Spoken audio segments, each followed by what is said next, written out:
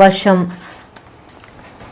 ನೀವು ಯಾವ ಹುಡುಗಿ ಅಥವಾ ಯಾವ ಹುಡುಗನನ್ನು ವಶೀಕರಣ ಮಾಡಬೇಕು ಅಂತ ಅಂದ್ಕೊಂಡಿರ್ತೀರಿ ನೋಡಿ ವೀಕ್ಷಕರೇ, ಅವರ ಹೆಸರನ್ನು ಇಲ್ಲಿ ಬರಿಬೇಕಾಗ್ತದೆ.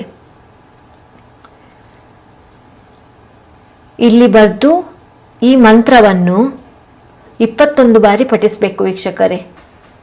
ಸರ್ವರಿಗೂ ನಮಸ್ಕಾರಗಳು. ನಾನಿವತ್ತೊಂದು ವಿಶೇಷ ರೀತಿಯಲ್ಲಿ ನೀವು ಪ್ರೀತಿಸಿದ ಹುಡುಗ ಇರ್ಬೋದು ಅಥವಾ ನೀವು ಪ್ರೀತಿಸಿದ ಹುಡುಗಿ ಇರ್ಬೋದು, ಅವರನ್ನು ಹೀಗೆ ನಿಮ್ಮ ವಶವನ್ನಾಗಿ ಮಾಡ್ಕೋಬಹುದು ಅನ್ನೋದನ್ನು ತೋರಿಸ್ತಿದ್ದೇನೆ ವೀಕ್ಷಕರೇ. ಒಂದು ವೇಳೆ ನಿಮಗೆ ಮಾಡಲು ಕಷ್ಟವಾದರೂ ಕೂಡ ನೀವು ಸ್ಕ್ರೀನ್ ಮೇಲೆ ಕಾಣಿಸ್ತಿರುವ ನಂಬರ್ಗೆ ಕರೆ ಮಾಡಿ ವೀಕ್ಷಕರೇ. ವಶೀಕರಣ ಯಂತ್ರವನ್ನು ಮಾಡಿ ಕಳಿಸ್ತಾರೆ ವೀಕ್ಷಕರೇ. ಇದರಿಂದ ನೀವು ಯಾರನ್ನು ವಶ ಮಾಡ್ಕೋಬೇಕು ಅಂತ ಅಂದ್ಕೊಂಡಿರ್ತೀರಾ ವೀಕ್ಷಕರೇ, ಅವರು ನಿಮ್ಮ ವಶವಾಗ್ತಾರೆ ವೀಕ್ಷಕರೇ. ಹಾಗಾದರೆ ಬನ್ನಿ ಈ ಒಂದು ತಂತ್ರವನ್ನು ಹೇಗೆ ಉಪಯೋಗಿಸುವುದು ಅಂತ ನೋಡ್ಕೊಂಬರೋಣ. ಅದಕ್ಕೂ ಮುನ್ನ ನೀವಿನ್ನೂ ನಮ್ಮ ಚಾನಲನ್ನು ಸಬ್ಸ್ಕ್ರೈಬ್ ಮಾಡಿಲ್ಲ ಅಂದರೆ ಈ ಕೂಡಲೇ ಸಬ್ಸ್ಕ್ರೈಬ್ ಮಾಡ್ಕೊಳ್ಳಿ. ಹಾಗೆ ಪಕ್ಕದಲ್ಲಿರುವ ಬೆಲ್ ಐಕಾನ್ ಕೂಡ ಪ್ರೆಸ್ ಮಾಡ್ಕೊಳ್ಳಿ. ಹಾಗೆ ನಿಮ್ಮ ಜೀವನದಲ್ಲಿ ಯಾವುದೇ ರೀತಿಯ ಕಠಿಣ ಸಮಸ್ಯೆ ಇದ್ದರೂ ಕೂಡ ಸ್ಕ್ರೀನ್ ಮೇಲೆ ಕಾಣಿಸ್ತಿರೋ ನಂಬರ್ಗೆ ಕರೆ ಮಾಡಿ. ಶೀಘ್ರದಲ್ಲೇ ಶತಸಿದ್ಧ ಶಾಶ್ವತ ಪರಿಹಾರ ಮಾಡಿಕೊಡ್ತಾರೆ. ಹಾಗಾದರೆ ಬನ್ನಿ ವೀಕ್ಷಕರೇ, ಈ ತಂತ್ರ ಹೇಗೆ ಉಪಯೋಗಿಸೋದು, ಹೇಗೆ ಮಾಡೋದು ಅಂತ ನೋಡ್ಕೊಂಬರೋಣ. ಈ ರೀತಿಯಾಗಿ ಒಂದು ಬಿಳಿ ಹಾಳೆಯನ್ನು ಇಟ್ಕೊಳ್ಳಿ ವೀಕ್ಷಕರೇ. ಬಿಳಿ ಹಾಳೆಯ ಮೇಲೆ ಈ ರೀತಿಯೊಂದು ಮನುಷ್ಯನ ರೀತಿಯಲ್ಲಿ ಮಾಡ್ಕೊಂಡು ಇಟ್ಕೋಬೇಕು ವೀಕ್ಷಕರೇ. ಕರೆಕ್ಟಾಗಿ ನೋಡಿ, ನಾನು ತೋರಿಸ್ತಿದ್ದೇನೆ ನೋಡಿ. ಈ ರೀತಿಯಾಗಿ ಮಾಡ್ಕೋಬೇಕು. ಈ ರೀತಿಯಾಗಿ ಮಾಡ್ಕೊಂಡ ನಂತರ ನೀವು ಯಾರನ್ನು ವಶ ಮಾಡ್ಕೋಬೇಕು ಅಂತ ಅಂದ್ಕೊಂಡಿರ್ತೀರಿ ನೋಡಿ. ಒಂದು ವೇಳೆ ನೀವು ಹುಡುಗಿ ಆಗಿದ್ರೆ ಯಾರನ್ನು ವಶ ಮಾಡ್ಕೋಬೇಕು ಅಂದ್ಕೊಂಡಿರ್ತೀರ ನೋಡಿ, ಯಾವ ಹುಡುಗನನ್ನು ವಶ ಮಾಡ್ಕೋಬೇಕು ಅಂತ ಅಂದ್ಕೊಂಡಿರ್ತೀರ ನೋಡಿ, ಆ ಹುಡುಗನ ಹೆಸರು ಬರ್ಕೊಳ್ಳಿ.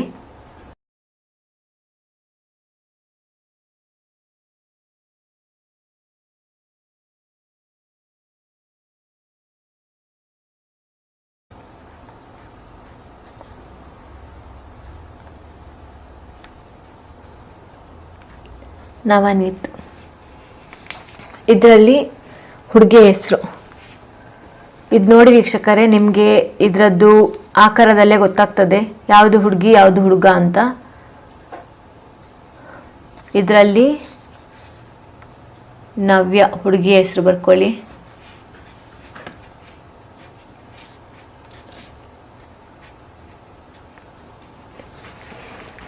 ಈ ರೀತಿಯಾಗಿ ಹೆಸರು ಬರ್ಕೊಂಡ ನಂತರ ವೀಕ್ಷಕರೇ, ನೀವು 21 ಬಾರಿ ಒಂದು ಮಂತ್ರವನ್ನು ಹೇಳಬೇಕಾಗ್ತದೆ. ನಾನಿಲ್ಲಿ ಬರಿತಿದ್ದೇನೆ ವೀಕ್ಷಕರೇ ಮಂತ್ರ. ಓಂ ಭ್ರೀಂ ಶ್ರೀಂ ನವ್ಯ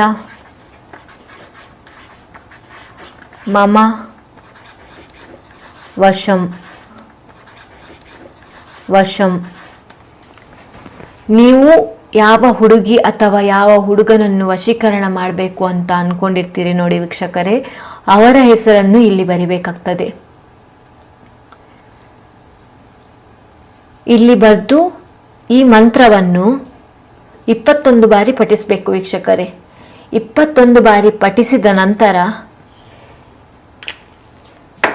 ಇವರ ಇಲ್ಲಿ ಕೈ ಏನಿದೆ ನೋಡಿ, ಆ ಕೈಗೆ ಒಂದು ದಾರದಲ್ಲಿ ಬಂಧನ ಮಾಡಬೇಕು ವೀಕ್ಷಕರೇ.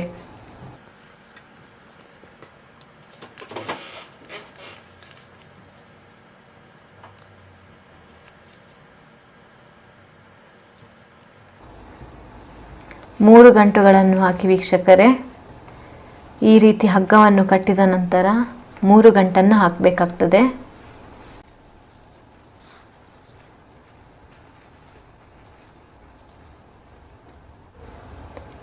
ಇದಕ್ಕೆ ನೀವು ಕೆಂಪು ದಾರವನ್ನು ಉಪಯೋಗಿಸ್ಬೋದು, ಕಪ್ಪು ದಾರವನ್ನು ಉಪಯೋಗಿಸ್ಬೋದು, ಬೇರೆ ದಾರವನ್ನು ಉಪಯೋಗಿಸುವಂತಿಲ್ಲ ವೀಕ್ಷಕರೇ. ನೋಡಿ, ಈ ರೀತಿಯಾಗಿ ಬಂಧನ ಮಾಡ್ಕೋಬೇಕು. ಬಂಧನ ಮಾಡ್ಕೊಂಡ ನಂತರ ಉಳಿದ ದಾರವನ್ನು ಕಟ್ ಮಾಡ್ಕೊಳ್ಳಿ ವೀಕ್ಷಕರೇ.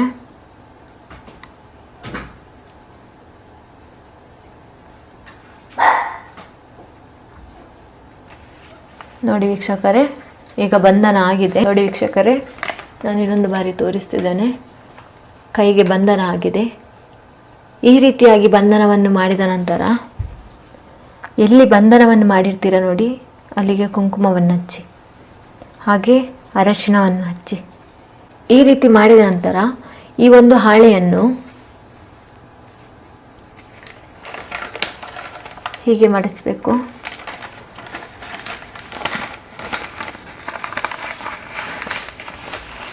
ನೋಡಿ ವೀಕ್ಷಕರೇ, ನಾನು ಹೇಗೆ ಮಡಿಸ್ತಿದ್ದೇನೆ ಹಾಗೆ ಮಡಿಸ್ಬೇಕಾಗ್ತದೆ.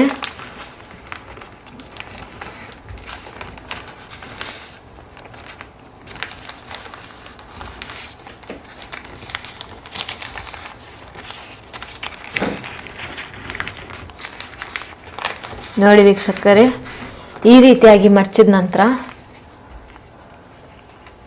ದಾರದಿಂದ ಈ ರೀತಿಯಾಗಿ 9 ಸುತ್ತುಗಳನ್ನು ತಗೊಂಬರಬೇಕು. 3,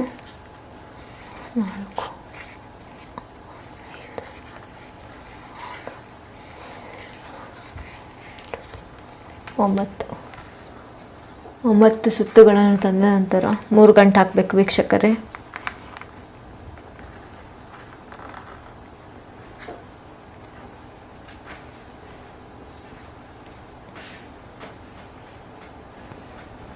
ಈ ರೀತಿ ಗಂಟು ಹಾಕಿದ ನಂತರ ವೀಕ್ಷಕರೇ, ಉಳಿದಿರುವ ದಾರವನ್ನು ಕಟ್ ಮಾಡ್ಕೊಳ್ಳಿ.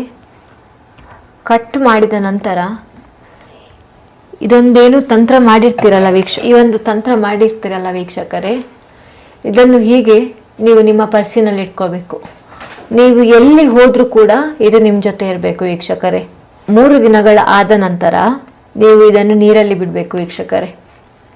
ನದಿಯಲ್ಲಿ ಬಿಟ್ಟರೂ ಆಗ್ತದೆ, ಬಾವಿಗೆ ಹಾಕಿದ್ರೂ ಆಗುತ್ತೆ. ಒಂದು ವೇಳೆ ಬಾವಿ ಇಲ್ಲ, ನದಿ ಇಲ್ಲ ಅನ್ನೋರು ಮಣ್ಣಲ್ಲಿ ಹೂತು ಹಾಕಿದರೆ ಸಹ ಆಗ್ತದೆ ವೀಕ್ಷಕರೇ.